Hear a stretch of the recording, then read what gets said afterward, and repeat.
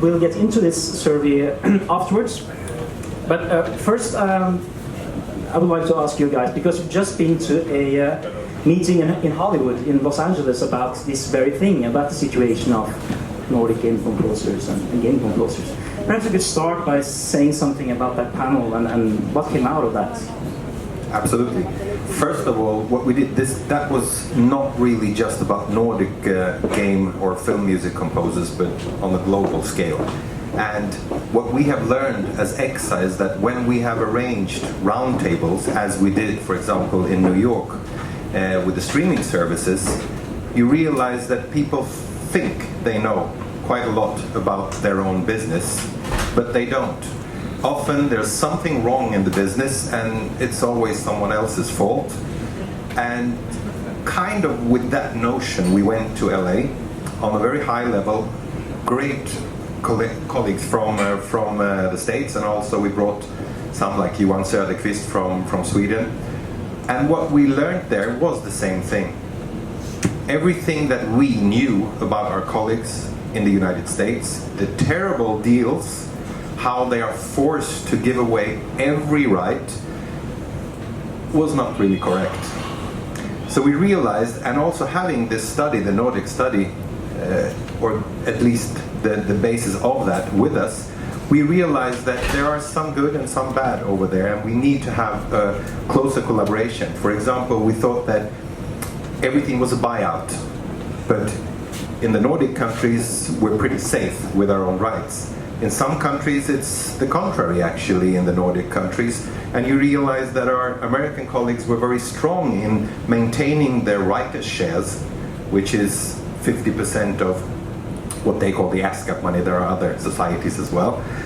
And also keeping the credits, something that we lose in working with some of the companies dealing with also film music, where we're not named as we should be, and we have a right to, with the moral rights. So that, as a short summary, we learned that all of us were wrong, and then we had really good discussions in trying to get the good things out of both our systems, which we're working on now. But did you feel that the American model was in many ways superior to the Nordic model, especially for copyright, I guess, and any other things as well? I think it's difficult to judge and to give any preferences to a model, because I mean everything has advantages and disadvantages. But indeed, what was novel to us clearly is that whilst everyone believed that it's a total buyout, it's not the case. So usually video game composers in the US, as Alfons said, maintain 100% of the writer's share. That's 50% of the total royalty income of the performing right, and in many instances negotiate up to 12% of the mechanical rights. And that is a lot of money, because they get on top of that the advance payment, or the payment for the signing the contract. So it is not that bad. What was very revealing is that video gaming is a rising star. If we look into the numbers, video gaming, and that's the US market, I think we have to look into the European market a bit closer, but the video gaming in the US surpassed largely TV and film music and film production companies in terms of economic turnover.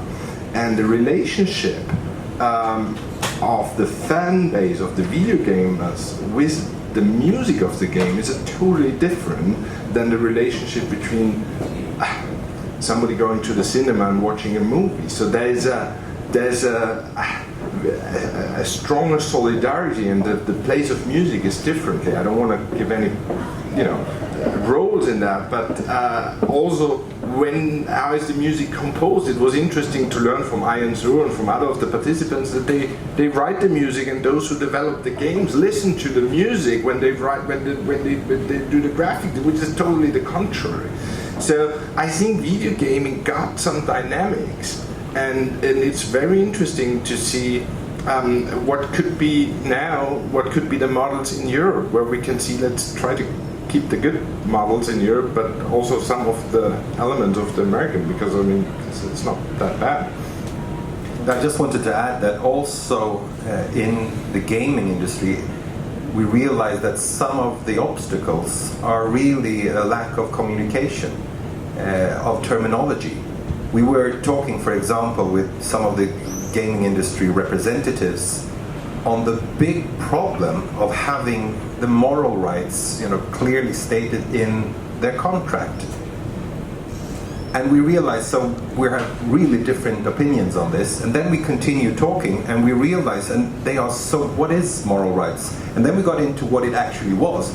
Oh, okay, so it's not really you stopping our product being sold. And we realized, so then it's not a problem, we could have that. So in some of the things that we discussed, it's about clarifying what we actually mean and getting these things into the contract, which seems we should have done this before, of course, but it's a good step now. Yeah, and that's one of the interesting things that we'll return to in a moment when we sort of go into this new survey, these things about copyright. Now ideally now we should have a PowerPoint and I would show you the statistics and charts and tables. It's not quite ready for that kind of publication yet, this survey, so we have to communicate this by using words, but I wanted to describe the main areas of mapping the situation for Nordic game composers. Now, one thing had to do with the industry structure and size of the game community in these 4 countries. Which is lots of large companies and lots of small companies, as one would expect. Sometimes the small companies are being bought by the large companies and so on.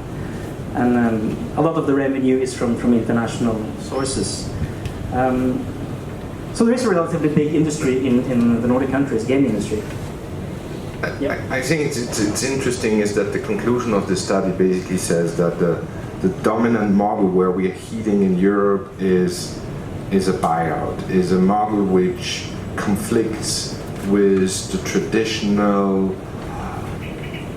let's say, contractual assignment model film composers have with production companies, where they maintain their rights within the collective rights management and give to some extent a share or a participation of that share to the production companies.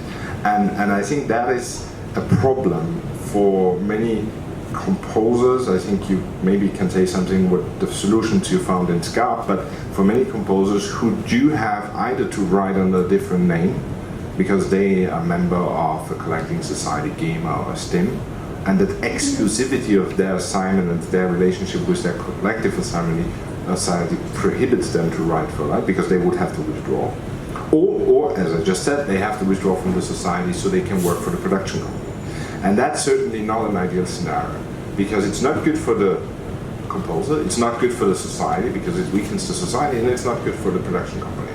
So, again, I'm going back to why this LA trip was such a revelation is that to some extent, and I don't want to be quoted on that, but to some extent flexibility is not a bad thing in collective management, that when you can withdraw some categories of rights, so you can give that to the production company, you can maintain the other rights and you can maintain your membership in your society, which is ultimately a good thing if that video game becomes further licensed, if the music is used for orchestras. I mean, the London Philharmonic is doing once a year video game, so you know where I'm getting at.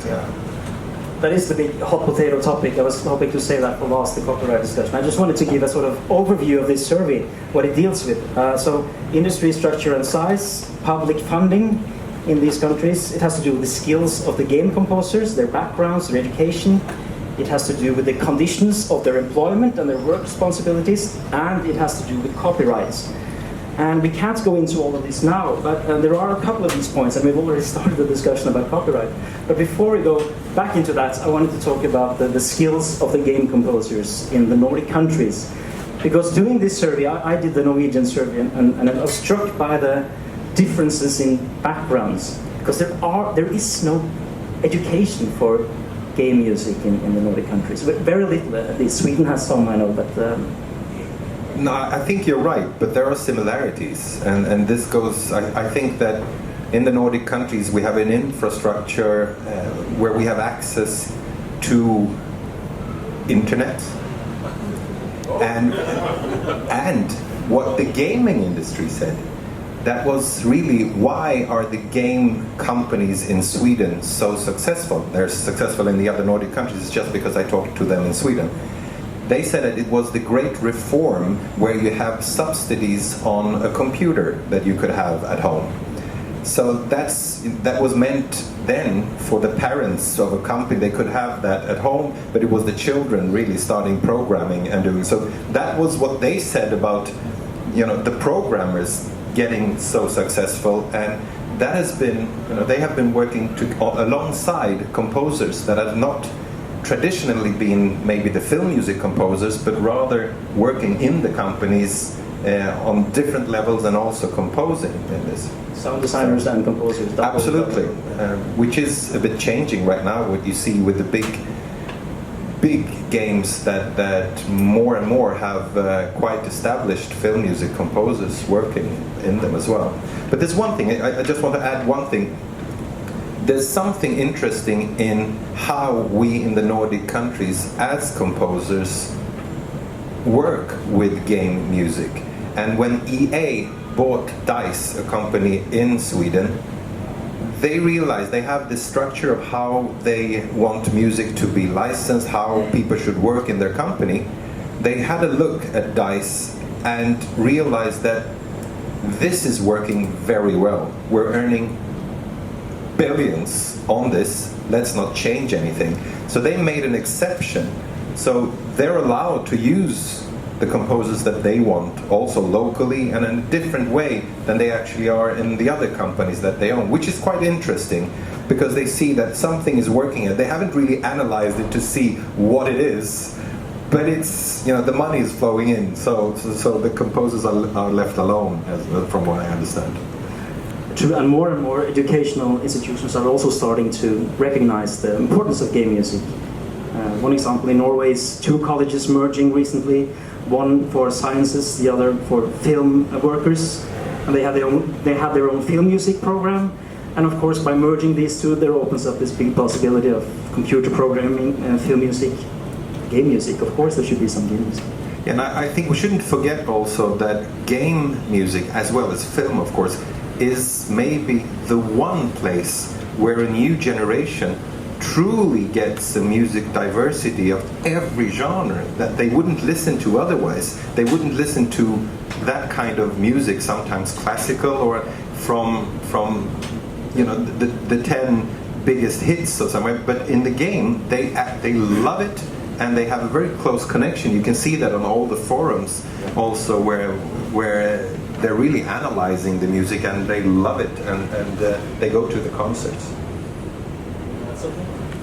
No, I think that was just a very, very important comment, is namely that it in many instances in Blizzard games or in some Echoes of War games from Blizzard, for instance, you have orchestral music, or in Warcraft there's orchestral music in the game. So many of those who play those games do not necessarily listen to classic orchestral music, but when they play the game, they listen to that and they enjoy it and they fall with it. And if you look into the comments on platforms on YouTube, for instance, where a video game music is recorded and streamed, hopefully soon paid for by YouTube, it's incredible. The comment of the fans saying, "Well, I love the music. I'm behind it all my life." There's a real affiliation, a real identity between the fans and the music. So that's one part of a very interesting part of this survey, is to map the backgrounds of these people and why they do it. Now, the second thing we've already started touching upon, which is the hot potato topic of copyright, especially in Norway now with a new copyright law, which has caused a lot of controversy. I interviewed several game composers or composers that worked with games in Norway, and some of their statements were rather stunning, at least to me. As you mentioned, there's a guy who says a buyout contract has become standard. You register with Tono, which is the Norwegian Copyright Society, and get paid for the performances. Then you may negotiate the use of music in show reels, soundtracks, or an income split on said soundtracks. And a lot of these composers have to self-manage. They have to know about legalese. it's quite a lot to demand from the user, because the copyright societies don't really have any clear guidelines, I guess. And that applies to all the Nordic countries in this survey. Could you say something about this self-management? Well, I usually, when we have a problem, I usually tend to at least try to see if maybe we are a bit of the problem as well. We're not always so good in transmitting what we want. And I know for a fact that several of the collecting societies, they don't feel sure about what we really want. So this is great, the work that we're doing with this study and the unified voice showing that it's okay, you can actually make some exceptions, that we want it to be simple for anyone to use our music. We want to have, I mean, it's okay that they pay us up front, but then we want something that is really fair in relation to what they're actually producing, and then never, of course, bargain with the moral rights, because that's non-negotiable. And also having a fair split on anything that is of secondary use. Concerts sync for other purposes, which is great. I mean, that's okay. But all of these parts need to be fulfilled in order to say yes. And I think it's easier if we work on several of the collecting societies at the same time. They won't be so nervous about this being a problem in competition with other societies. So if we clearly state what we want, I think it's fine. But we will never give away our rights. It's just a matter of making it easier for the usage. And we should be aware of something, that the collecting societies that we are part of made a decision quite along, and that was before my time, where they actually looked at the games and the CDs, and they made their future analysis of what would be successful in the future. Games, but CDs, that's the shit. And CD-ROM, well, sorry for that, but maybe the analysis was not, totally brilliant back then. But let's fix what we can right now, because we won't be able to go back in time and state that we want part of the copyright of the product in itself, because they have too many rights holders. They would have to give it to everyone, and I don't want to be. I'm always, some of you know me, I'm optimistic and I don't give up, but let's not be naive. So let's do whatever we can out of this situation, I'm sure, and we can improve. Now, I know there are some people here from the various organizations. Do anyone have any comments or questions for this particular part of the video game part? There's one here from ECSA. Yeah, I did the survey in Finland, or contacted people, and as you may know, Finland is huge in games. Like some of the biggest games in the world come from Finland. It's much, much bigger than the film industry ever in Finland. And it was surprising how little answers I got. Like people are really, I guess they had so strict NDAs that they just didn't want to give away any information. So I was kind of disappointed that even though we're so big, I got very little information out of them. But I guess the information that we got is pretty much the same kind of stuff that I'm hearing from you, from other countries. But still, I was rather, I wasn't entirely satisfied with the response I got, though. But I guess we have enough data still, right? What do you think? I don't know exactly if there's. I think there cannot never be enough data. Now you always need more, but I think there's really some lobbying to do in Europe with the game production companies, and a lot of education to do, because what I sense is that what a game production company does not want is that any rights clearance issue may jeopardize the release of a game.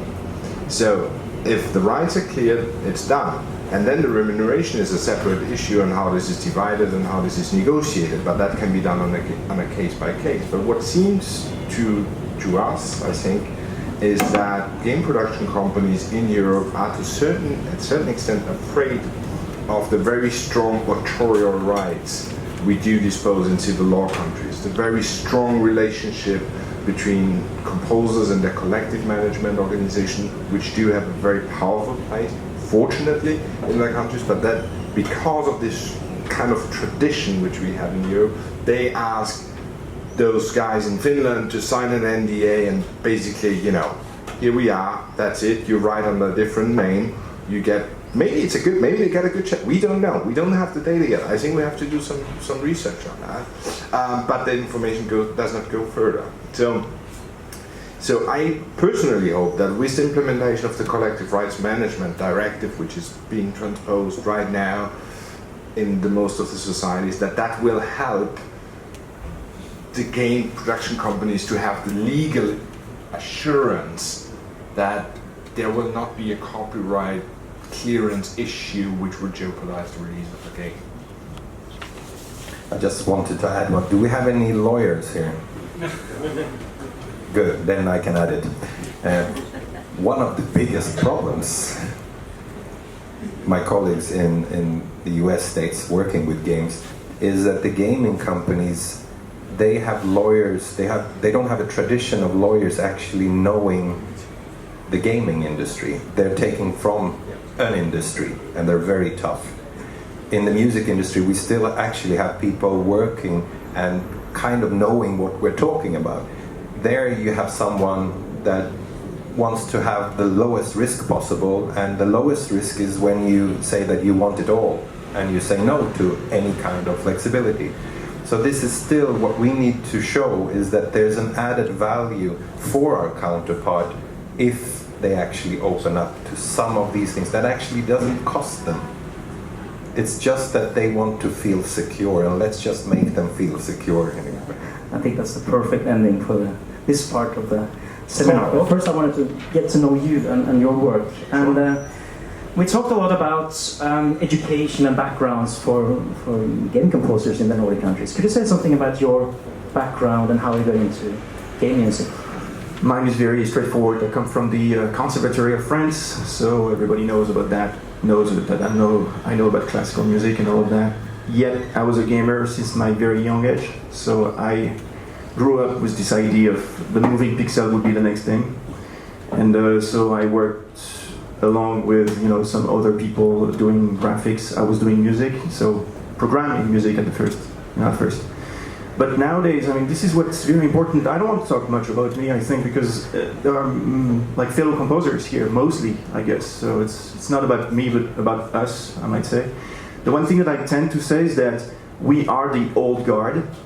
I mean, the young composers, what you have with video games is not a movie. This is not a movie. This is not a TV, whatever, series or. It's something new that even composers nowadays, my fellow friends, don't understand. They don't get it because it's very difficult to understand what is a game. Even when you're doing this game, I mean, you can ask any game developers, they don't know what they're doing. If they tell you, I know what I'm doing, then they're going to fail. So unless it's just the sequel of the sequel of the sequel, but for this one time that it works, you have like thousands of sequels because it works. So for game composers, when you have the new generation, the way they see video games is not the way that we maybe hear. I don't know about your vision of video game music, but it's not like, oh, I'm going to write the most beautiful music on this moving picture and it's going to work, which is what has happened for the last 20 years now with games, and for which I was very much against. It's myself. You have in here a French guy, those kind of provocative people, sometimes arrogant maybe, but it's not about that. It's much more about understanding what is a video game, and basically, if you really want to know what is a video game, it's just a mechanic. That's it. So if you go and ask a composer, okay, that's the mechanic, just do the music for that. All of a sudden, the twist in the head is completely different. You're not about the emotions, you're not about intentions or anything like this, you're about the mechanism of this gameplay, what we call gameplay. If you would think the basis of a movie is a script, then the premises of a game is the gameplay mechanic. And few people talk about this like that. But the few composers, such as James Hannigan, Jim Fowler, you have Mick Gordon, you have some of them already understood that. Guess what? They were pioneers 15 years ago for some of them, completely forgotten, which is a shame. But the new guard is coming up, and they will take over everything.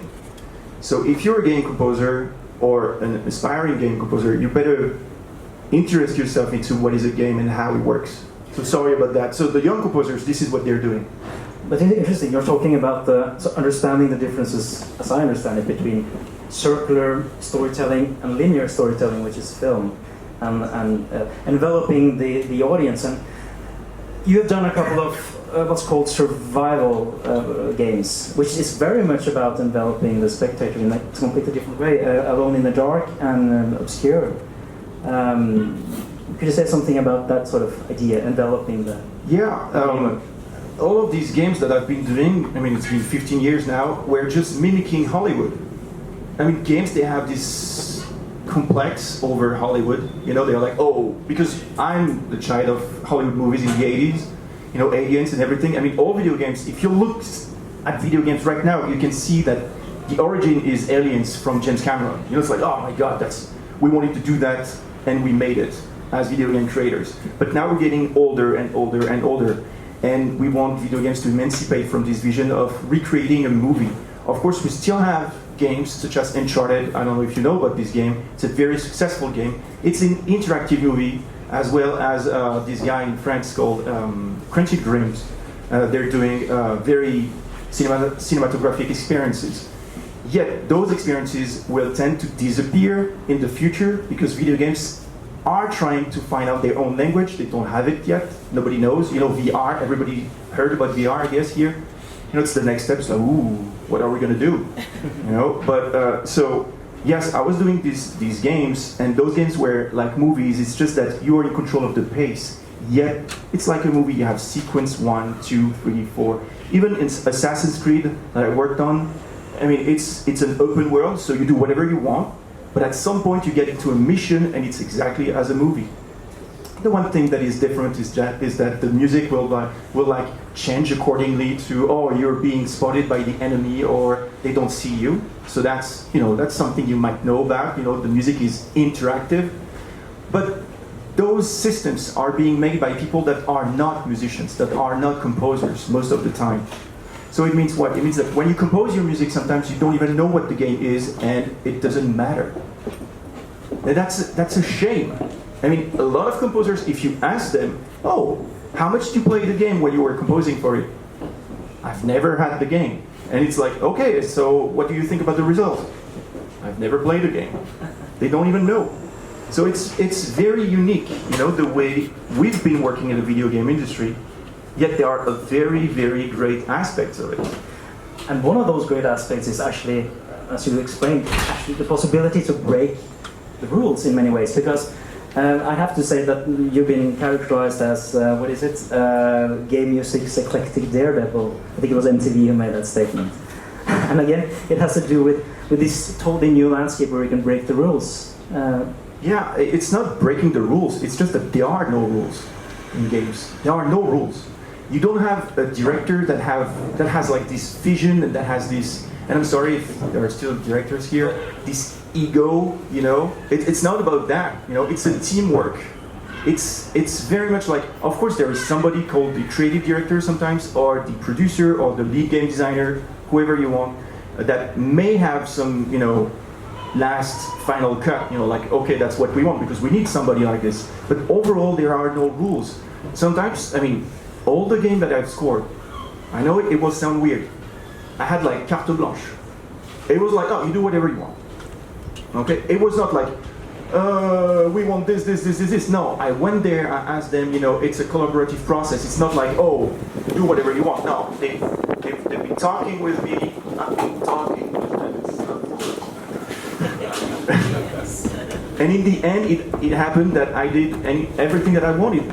So all the games you cited, you know, was just ideas that I get from them, and I transcribe them into music. And to get a bit specific, the reason that I mentioned this about breaking the rules on the new landscape, actually two games, one new one and one older one. And the older one is called Remember Me from 2013, It's about a, correct me if I'm wrong, but it's about a woman who's able to probe people's memories and change them, but suddenly she's lost her own memory and trying to find out why these people are after her. And the interesting thing about this score is that you combine orchestra and electronics, but you actually tweak the orchestral recording afterwards, so it sounds wrong in a way, but yeah. Can you say something about this conceptualization of that? Well, it's quite easy. If you're a composer and we show you that there is a memory which is organic, so something organic, and you can twist the memory, you can glitch it, you can change it, and you know about producing in terms of music, then you know that you can post-process this organic form. So let's say the live orchestra. So what I did is I wrote for a live orchestra. So yeah, video game music is not just bloop, bloop, bloop, bloop, bloop, because sometimes people think it's just that. You know, I went twice Abbey Road. I was working with Philharmonia. I was working in New York City. I worked, with top people. I'm working with, l'Orchestre Contemporain Paris, etc., etc. So and a lot of people are working with great musicians in this field. So it's not just stupid, bloop, bloop, bloop, even though sometimes it's very good. All right, it's very good music, 8-bit music. Some people are just masters of this. But for Remember Me, so I went there and we recorded the Philharmonia, one of the best orchestra in the world, with one of the best engineer, and I just screwed up the whole recording with post-processing. It's a fascinating score, also by its own. So here, thank you. Something is wrong, but it's very well. And of course, the second game, which is, I guess, a bit radical, is actually a brand new one. It's called Get Even. And I know that you talked about this before, but could you say something about how that sort of a kind of new approach to game music? Yeah, so video games, if you want to know what is very different from a movie, a video game from a movie, it's very easy. It's real time. Everything happens in real time. So it's no more like, a director would be like, I want the shot to be like this, the actor, blah, blah, blah, blah. In video games, you don't know what's going to happen because it's everything happens in real time. So the AI, the artificial intelligence, or you have the lights, the physics, everything happens in real time.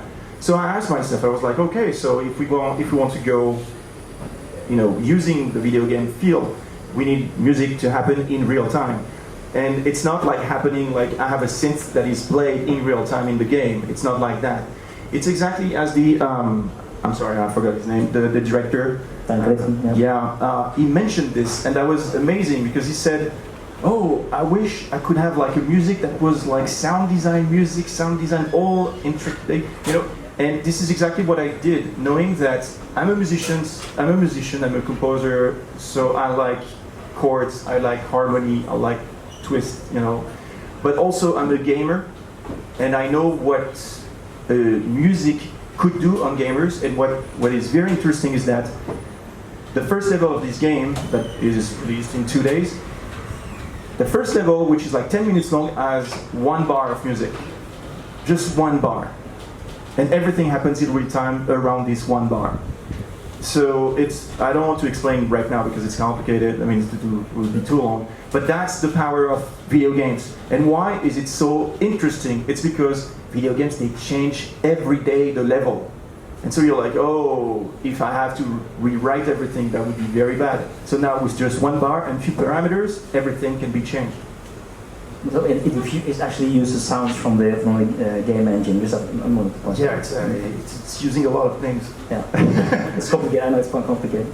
Well, hearing you now explain these scores, it seems to me like you have total freedom. We're talking about the work responsibilities of Nordic composers. You can do what you want. Yeah, so it depends which game you're working on. So when I worked on Assassin's Creed, for instance, you have control over certain things, which is like, let's say, the artistic direction. Although you might think, oh, that's Assassin's Creed, so there should be a lot of, no, don't do this. It was the opposite. They were like, what do you think? I was like, okay, well, let's go like this. They were like, oh, cool. But the other way was that I couldn't do my own, let's say, way of using the music, because in video games what we have is music integration, something you would call a music editor, for the game, the movies. And this thing, once again, is the core of the music for video games, because it means that it controls the music over the gameplay. And this is the core of what we composers should be learning about. You know, how to manage our own music depending on the game itself. So for Assassin's Creed, I didn't have much control, but the wonder was like, one day I sent the music. I knew the system because a friend of mine designed it for the previous Assassin's Creed. So I knew the system. So as I'm a gamer, and I've been doing this for a long time, I sent out the music, and the music supervisor and the creative director called me, and they were like, there is something very weird. Like, okay, what's going on? They said, although the system doesn't react to what's happening on screen, the music makes you feel it's following you. Because I knew exactly when the system would kick in this cue, and this cue I would write it depending on what I knew would happen, meaning, oh, you fight, you run, or anything like this. And they were stoned by that. So my point is, if you understand the mechanism, you can write a better score. It requires some resources. I mean, you have now access to these huge resources, orchestras, and so on. No. Okay. No. Right now, I'm doing this game. We could have gone big orchestra, but we're going, soloist, and it's going to be, as good, hopefully, as if it was an orchestra. I don't play the card that the orchestra is the ultimate. It's just like, if you need an orchestra, then you need the money. Number one. That's actually why I asked, because I'm curious about the budgets for these big titles. Well, strangely enough, Assassin's Creed was not the biggest budget. You may think so, but depending how you are as a composer, you know how it is. Generally, in this industry, it goes like this. Oh, that's the budget for the game, the music of the game. So if you're a composer that is, let's say, around like your own fee, and you're like, okay, so you have this agent that wants you to take as much money, so he will take as much money, or she will take as much money as they can. But now, if you want to have live performance, if you want to go worldwide to record specific, things, it's up to you. So you're losing money as a composer, but you're investing into your own future, in my opinion, because you're doing a great job for your music. Did you listen to this conversation about the copyrights, the issues facing Nordic game composers, self-managing and so on? Do you have any relationship for that? Do you manage soundtrack sales yourself? One thing is, we are Europeans. I think. Mostly, I think. Yeah. My company is in San Francisco, and I know America. I've been there for a long time. And it appears that we Europeans, we don't have the same, we're not plugged the same way than they are, all right? When I talk with my fellow composers in the US, they're very good in marketing. They're very good in marketing.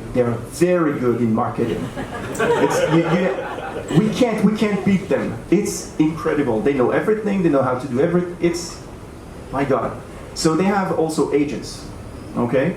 Agents for video games is just, you don't need that. They will tell you need this, but it's not true. Now, of course, if you have an agent, it could be better or worse. Let's say that I go to my European developer and I say, oh, I have an agent in Hollywood, which I had for a long time. And they were like, oh, we don't want to talk to an agent. We don't want to talk to an agent. That's scary. We don't want those guys, So I was like, okay. So that's the first thing we need to sort of acknowledge, is that we don't have the same culture in terms of business and way of doing things. And my understanding is that they're doing a great job. So of course we want to do the same. So we're doing the same. The whole business of video games, what you were talking about, is exactly that. We are copying, we're mimicking America's buyout. We're doing this, but why that? Because they are the biggest market. In France, at the time, was like 5% of the market. Are you kidding me? You want to do like a specific contract for your... No. So that's what happens. But you're right to say, everything you guys said was true. I was amazed. I was like, oh, they know. Because most of the time I'm listening and I'm like, no, that's not right. It's not unique to the Nordic countries. This is something that Yeah. And me, of course I can have buyouts, but I can deal. I have all rights for like half of my games, all of the rights. I can manage them. I have all the publishing. I have everything. Yet I don't know what to do with them. That's the issue. So right now, just for instance, Get Even, the game that's coming out, I have all rights, even better. I have a song. I have all rights of the song. It's there, you know, and it's doing quite a fuss, you know. But I don't know what to do with that. You know, those people in America, they would do like a lot of money out of it. So I think there is a lack of, I don't know, attitude and knowledge and education into this field. I mean, for me. Absolutely. Do we have any questions from the audience to Olivier? Yeah, Olivier, you said you have a company in San Francisco. What do you mean? Is that your publishing company, or? It's my publishing company, it's my company, it's also for contract. I'm ASCAP. I'm not SACEM, which would be deadly for me. Can you elaborate on that? Why SACEM would be deadly? Well, because as you already said, those collectives are exclusive. You can't say, oh, this one I don't, this one I do, you know. So they want to take everything over, control over. And for video game publishers, this is not possible. So if I would have gone to SACEM, I wouldn't be here today. Yeah, I already knew the answer, but I wanted to hear it from you. Okay, anyone else? That's it. Just to clarify, like we talked about Assassin's Creed and the system. By system, do you mean Unity? No. But what is that? Just No. So there is one thing. I mean, most composers nowadays they work with DAW, you know, like Cubase or Pro Tools. I mean, Pro Tools I don't recommend. Whatever. And but this thing that is amazing with games nowadays is that for a long time no composers could do anything with interactive music because it was proprietary of the developer. They were doing their own system, the engine for music to play over the game. But nowadays what happens is we have third-party like tools such as Wise, Fmod, and all of that are free to download, and you can use them and you can practice. And this very tool, Wise, is used by maybe, I don't know, over 70% of the biggest titles, you know, in the world. It means that you have access to it to, you know, practice and then tell people, oh, I know how to use it and I know how I can provide you with the best music ever. another question.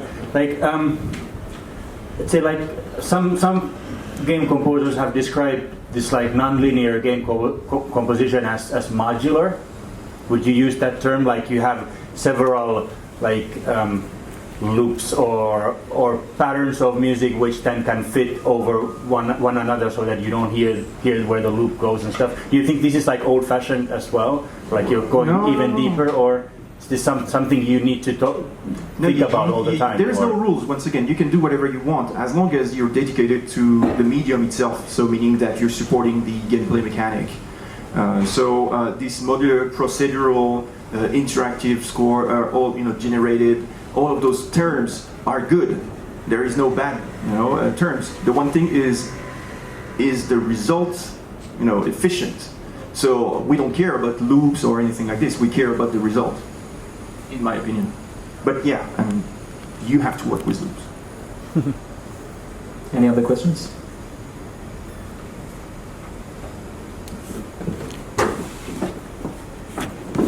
Yeah, just for my own comprehension, can you elaborate just a little bit on Wise? You know that. Wise, the tool? Yeah. Well, Wise is simple, I might say, tool for audio. It's dedicated to audio. It's an engine that you can plug to any game. So, for instance, let's say that we're here, and you say that if you pass this door, the game will send a message to Wise saying, "Oh, he left the room," and so Wise would be like, "Oh, do I need to start the music?" And then it will go to the music, and then it's your job to have the right cue and to play the cue as it should be. So that's what you're referring to when you're saying you have to comprehend the system itself. The tools, to me, the technique, you know, everything that is technical is easy to get. I mean, it's just a matter of work. But the philosophy is something else. And people tend to think, I mean, it's like if you know how to write a fugue, I mean, if we have composers here, if you know counterpoint, if you know all of that, you know, there's the system, okay? Mm-hmm. But now, to make it musical, to make it interesting, to make it, you know, engaging for the audience, it's completely different. And that's the lack of this approach that I, let's say, want to, move from. I see. Okay, thanks. I think we have to wrap up this part now. We're a bit after schedule. Olivier, thank you so much for this talk.